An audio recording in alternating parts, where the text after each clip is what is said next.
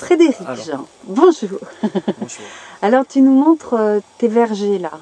Voilà, donc là nous sommes sur des vergers de pommiers qui ont une protection par grêle Alcarpo, donc pour éviter les soucis notamment climatiques avec la grêle que l'on a de plus en plus dans notre région, et également une protection contre les attaques de Carpocaps. Le Carpocaps, c'est le fameux ver de la pomme qui s'étend du 15 avril au 15 septembre. Donc logiquement, si on n'a pas ce système-là, on fait soit des applications d'insecticides biologiques ou bien des postes de confusion. Mais bon, maintenant ça commence un petit peu à décrocher et on a des petits soucis de qualité. Donc moi j'ai opté depuis maintenant 2006 pour du filet. Donc ça me garantit une récolte vis-à-vis de la grêle et j'ai quasiment zéro attaque de Carpocaps. Donc ce sont des investissements qui sont très très lourds financièrement, mais ça me permet de sortir un maximum de premiers choix.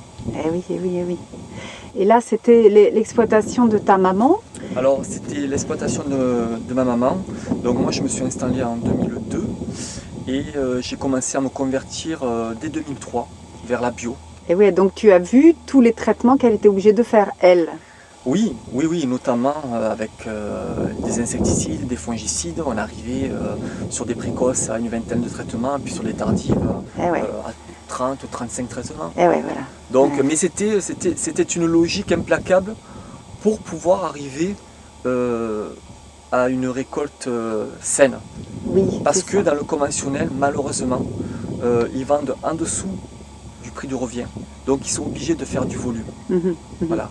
Alors que la bio, on essaie de travailler comment dire, plus sainement et on n'a pas des contraintes de temps, d'avance de récolte.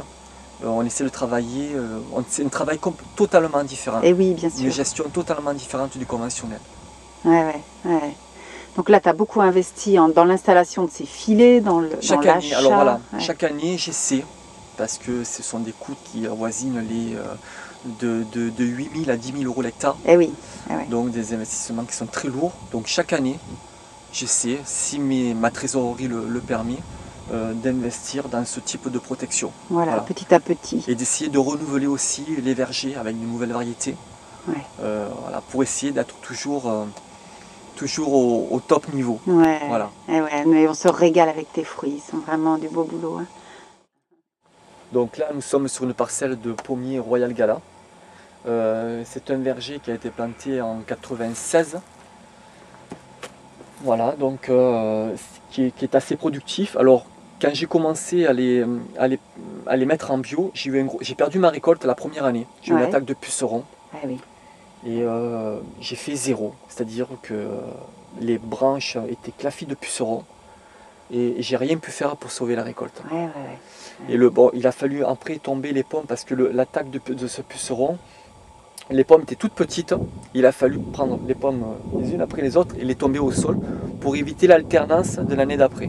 Ah oui, oui, pour que tu aies quand même... Pour éviter d'avoir la double peine. Oui. Sinon, en général, tu as une récolte tous les 2 ans, une plus belle récolte que l'autre. Voilà, il y a tout le temps une alternance, une petite alternance bien sûr. d'une année sur l'autre. Donc, suivant les variétés. Et depuis, depuis on apprend à travailler différemment. Donc avec les filets, avec des techniques comme l'argile. Voilà, ce qui nous permet, mais bon, c'est chaque année on apprend de nouvelles techniques. Et oui, en bio, c'est ça qui est fabuleux, c'est qu'on apprend toujours. Et là, je vois que tu as commencé à tailler un petit peu là. Voilà, donc là on a commencé à tailler le haut. Donc on commence toujours avec une passerelle, une plateforme, à tailler le haut.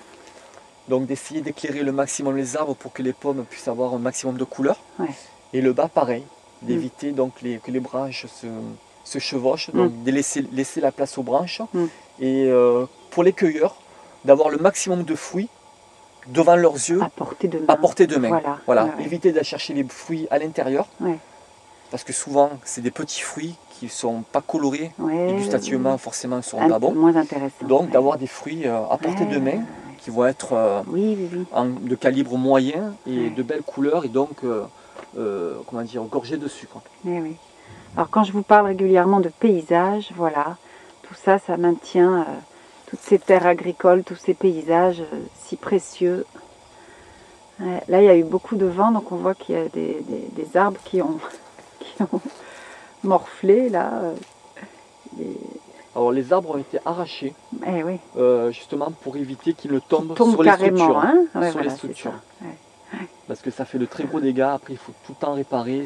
Voilà, donc, un peu de prévention. On va dire, on va laisser la nature, donc avec les frênes sauvages, et on va laisser tout ça pousser naturellement. Ouais. Voilà.